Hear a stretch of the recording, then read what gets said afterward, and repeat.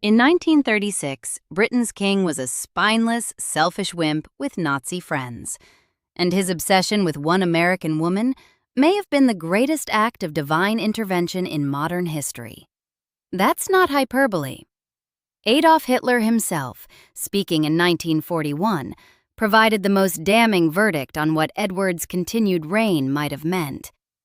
If he had stayed, everything would have been different. His abdication was a severe loss for us. Read that again. The architect of the Holocaust, the man who sought to reduce Britain to a smoking ruin or a vassal state, he considered the removal of Edward VIII from the British throne to be a severe loss for Nazi Germany. This wasn't idle speculation from some uninformed observer. This was the strategic assessment of the Nazi regime based on their direct dealings with the Duke of Windsor. They'd dined with him. They'd toured him through their factories. They'd watched him give Nazi salutes. And they knew, with the cold certainty of men who'd made a career of identifying weakness, that a King Edward VIII during the darkest hours of 1940 would have been an asset of incalculable value to the German war effort. So here's the story they don't want to tell you. Not the romance, not the sacrifice, the cowardice, the manipulation, the accident of selfish stupidity that saved a nation. The 1945 Marburg Files, German foreign ministry documents captured by American troops at war's end, laid bare the nightmare scenario Britain avoided. These papers contained correspondence revealing that Edward believed continued heavy bombing will make England ready for peace, and that he was convinced that had he remained on the throne, war would have been avoided. Picture that. German bombs falling on London, Winston Churchill rallying the nation to fight on the beaches, and the king, the head of state, the symbol of British resistance, privately believing that resistance was futile, believing the bombs should keep falling until Britain surrendered. The constitutional machinery of monarchy depends on a sovereign who supports, or at least doesn't sabotage, his government's policy. Edward VIII would have been a saboteur at the heart of the British war effort. The Nazis understood this opportunity with crystal clarity. In summer 1940, as France collapsed and Britain stood alone, Nazi Germany launched Operation Willy. This wasn't some fever dream of rogue operatives. This was official German strategy, conceived by Joachim von Ribbentrop and personally approved by Hitler. The goal? Persuade or kidnap the Duke of Windsor and use him to negotiate peace with Britain, or, if Germany invaded successfully, reinstall him as a puppet king with Wallis as his queen. They believed Edward could be turned. They'd spent years observing exactly who he was. And who was he? Let's build the case. The prince who had briefly become king and then become Britain's luckiest escape was forged in the cold furnace of a Victorian royal childhood. George V and Queen Mary were distant parents, more monarchs than mother and father, and young Edward grew up starving for warmth he never received. This emotional starvation manifested in ways that would define his adult life: an insatiable need for adoration, a terror of responsibility, and a pattern of obsessive consuming relationships with women who could give him the unconditional love he craved.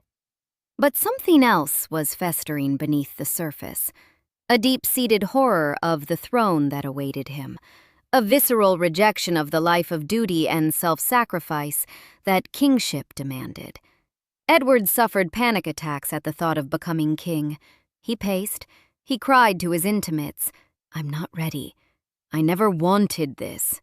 This wasn't the reluctance of a humble man shrinking from greatness. This was the terror of a child who knew, in his bones, that he wasn't equal to the task. Those who served him understood the fundamental emptiness at Edward's core. He was an empty vessel, a man who possessed all the external trappings of royalty without any of the internal substance that might have given those trappings meaning.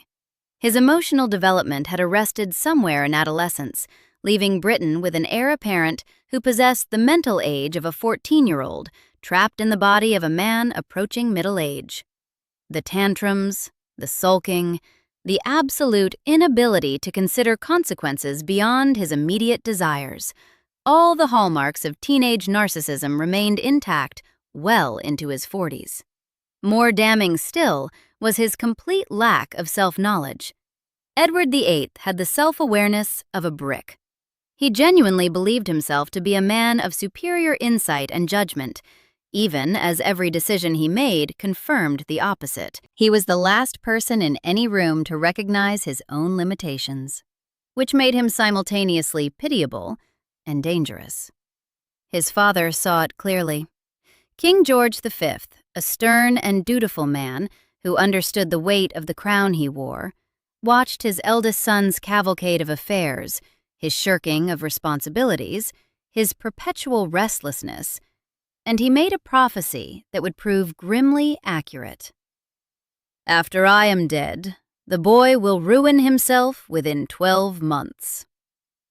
Those 12 months would indeed come, but what no one predicted was that Edward's ruin would become Britain's salvation. The pattern of selfishness was nothing new. Long before Wallace Simpson entered his life, Edward had demonstrated a capacity for emotional cruelty that should have warned everyone who encountered him. His affair with Freda Dudley Ward lasted 16 years. 16 years. Mrs. Dudley Ward believed this was the great constant of her life. Then, in 1934, Edward severed all contact. No warning, no explanation. He refused her calls. He returned her letters unopened. He erased her from his existence. The timing was particularly savage. Mrs. Dudley Ward's daughter was seriously ill. The woman who had devoted nearly 2 decades to the Prince of Wales found herself cast aside at the moment she most needed support. This was the man who would later claim to have sacrificed everything for love. The 1930s world into which Edward ascended was balanced on a knife's edge. Across the English Channel, Adolf Hitler was consolidating power, rebuilding Germany's military might in open defiance of the Treaty of Versailles. The British establishment was divided. Some saw Hitler as a bulwark against Soviet communism, a useful dictator who could be managed. Others recognized the existential danger rising in Berlin. Edward took the laziest and most dangerous position. He admired the Nazis. He saw in Hitler's Germany a vision of strong leadership and national revival that appealed to his shallow understanding of geopolitics. More importantly, he saw an ideology that flattered his worst instincts, the belief that some men were simply born to rule, that democracy was messy and inefficient, that the masses needed a firm hand. As he would later privately admit in 1966, 2 decades after the war ended, Hitler made me realize that Red Russia was the only enemy, and that Britain had an interest in encouraging Germany to march east and crush communism. This wasn't nuanced geopolitical calculus. This was the parroted talking points of Nazi sympathizers across Europe, and he was still saying it in 1966. Into this volatile mixture walked Wallace Simpson, twice divorced, American, sharp cheekbones, sharper wit, and, here's the part they don't tell you, absolutely no interest in becoming Queen of England. The popular narrative, polished by decades of romantic mythology, would have us believe Edward sacrificed everything for love, that he was a romantic hero who chose his heart over his crown. This is a lie, and the evidence suggests Edward himself knew it was a lie, even as he performed it. Historians have proposed what might be called the escape hatch theory. Edward deliberately, or at least subconsciously, used Wallis to flee royal duty. The Prince of Wales had spent 2 decades making clear that he loathed the responsibilities of his position, and now he had found the perfect escape hatch, a woman whom the British establishment would never, could never accept as queen. The Church of England, of which the sovereign was supreme governor, didn't recognize divorce. A twice-divorced woman as queen consort wasn't merely unconventional, it was constitutionally impossible. Prime Minister Stanley Baldwin knew it, the Archbishop of Canterbury knew it, the Dominion governments knew it. Edward knew it too. When his solicitor reported that Wallis was willing to give him up so he could remain king, Edward's response was telling. It was too late, he said. The king had already made up his mind to go. The mind had been made up long before Wallis entered the picture. She wasn't the prize. She was the exit. Now here's where the story takes its darkest turn. Because Wallace Simpson understood this trap before she fell completely into it. Newly discovered letters from October 1936 reveal a woman who was terrified of the court, felt licked by it all, and desperately wanted to escape the country, perhaps forever.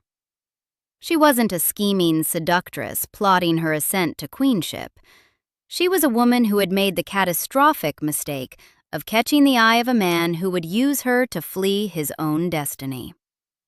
Some have proposed alternative theories about the relationship, speculation about Wallis's medical history, tabloid gossip dressed up as analysis. But such distractions obscure the central truth. Edward's character was the problem, not Wallis's anatomy. The abdication crisis erupted into public view on December 3, 1936, when the British press finally broke its self-imposed silence. For months, American and European newspapers had gorged themselves on the story, while British papers maintained conspicuous discretion. Now, the dam burst. The British public discovered what the rest of the world already knew. Their king intended to marry his mistress, and he would apparently do anything to achieve it. 10 days. The shortest and most explosive reign in modern British history. But what the public didn't know, what would only emerge decades later from suppressed files and reluctant witnesses, was the far more disturbing drama unfolding behind closed doors at Fort Belvedere, Edward's country retreat. Wallace Simpson was not the eager bride of romantic legend. She was adamantly against the abdication. She even offered to withdraw her divorce petition to prevent the constitutional crisis. Edward refused to let her go. Her letters from this period paint a portrait of a woman in mounting panic, not ascending triumph. She felt trapped by forces she couldn't control, chief among them the obsessive, consuming need of the man who claimed to love her. The mechanism of that prison was as old as abusive relationships themselves: emotional blackmail. Edward made clear to Wallis, in terms that left no room for misunderstanding, that if she left him, he would kill himself. This wasn't a private, shameful confession. This was an ongoing threat that shaped every aspect of their relationship. Wallis found herself forced to lie to him about her whereabouts because he had threatened suicide if she attempted to leave. Consider what this means. The King Emperor of Britain and its dominions, the man who ostensibly held more power than any other on earth, was using the threat of self-harm to prevent a woman from exercising her own free will. This was not love. This was not even passion. This was the emotional terrorism of a man-child who had never learned to accept the word no. On December 10, 1936, Edward VIII signed the instrument of abdication in the presence of his 3 brothers. The following day, he made his famous radio broadcast, words written by Winston Churchill, polished to a high romantic sheen. "I have found it impossible to carry the heavy burden of responsibility and to discharge my duties as king as I would wish to do without the help and support of the woman I love." Those words would become the founding text of the abdication myth. What they obscured was the profound relief Edward felt as he signed away his birthright. He was finally free. Free from the crown he'd always feared, free from the duties he'd always loathed, free to pursue a life of idle pleasure with the woman he'd trapped into loving him. Britain was left to pick up the pieces. The abdication was supposed to end the crisis. Instead, it transformed into something far more dangerous. Edward, now styled His Royal Highness the Duke of Windsor, decamped to the continent with Wallis, and almost immediately he demonstrated why his removal from the throne had been providential. Less than a year after giving up the crown, in October 1937, Edward and Wallis embarked on a tour of Nazi Germany that would haunt the former king's reputation forever. The tour was undertaken against the explicit advice of the British government, which understood the propaganda value the Nazis would extract from a visit by the former King of England. Edward didn't care. He'd never cared what anyone in the British government thought. The 2 weeks the Windsors spent in Germany constituted a masterclass in useful idiocy. Their itinerary had been carefully designed by Nazi officials to showcase Third Reich achievements while concealing its horrors. They toured munitions factories, where German workers assembled weapons that would soon be turned against Britain, the Duke nodding approvingly at the efficiency of German industry. They inspected housing projects and youth camps, swallowing whole the propaganda about a revitalized Germany caring for its citizens. At every stop, carefully organized crowds cheered the arrival of the former king. At every stop, Edward lapped up the adulation like a man dying of thirst. They dined with Joseph Goebbels, architect of Nazi propaganda, who recorded the encounter with evident satisfaction in his diaries. They met Hermann Göring at his hunting lodge, Hall, the same Göring who would soon oversee the bombing of British cities, where he showed off his art collection, much of it already looted from Jewish collectors. From the visit, show Edward and Wallis. From the visit, show Edward and Wallis, smiling, relaxed, at ease, in the heart of the Nazi regime. Most damningly, Edward was documented giving full Nazi salutes. Not the casual wave of a confused tourist, the stiff-arm gesture of ideological solidarity. The Nazi press trumpeted the visit as proof of British aristocratic sympathy for the new Germany. Behind closed doors, Hitler and his inner circle drew more ambitious conclusions. If Edward, a man of the blood royal, supported the Nazi project so openly, might not other elements of British establishment be brought around? Might not the Duke himself prove useful in some future arrangement? These questions weren't theoretical. They became operational planning within 3 years. And that's when we return to Operation Willie, the plot to kidnap or recruit Edward and use him against his own country. The Nazis believed they could turn him because they'd spent years observing exactly who he was. A coward, a narcissist, a man whose hunger for adoration made him dangerously pliable. Meanwhile, back in Britain, the man who had inherited Edward's discarded crown was struggling to come to terms with his unwanted destiny. Prince Albert, Duke of York, had never expected to be king. He'd never wanted to be. He suffered from a debilitating stammer that made public speaking an agony. He was shy, bookish, profoundly uncomfortable with the spotlight that now blazed upon him. The transformation of Bertie into King George VI is one of the great personal triumphs in modern royal history. But it came at enormous cost to a man who had been content in his quiet life with his wife Elizabeth and their daughters. Edward's cowardice hadn't merely spared himself the burden of kingship. It had thrust that burden onto the shoulders of a brother who had done nothing to deserve it. The contrast between the two brothers became starkly apparent as the 1930s drew to their catastrophic close.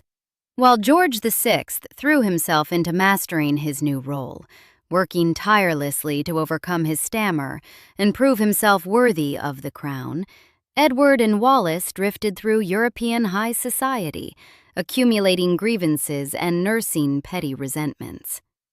Edward's primary obsession during these years wasn't the gathering storm of war. It was his ceaseless campaign to secure the title of Her Royal Highness for Wallis. a courtesy that George VI and the royal family steadfastly refused to grant. George VI's wartime diaries would later describe Edward as a chronic pest, issuing unrealistic demands and making complaints, many of them petty, even as German bombs fell on London. The man-child hadn't grown up.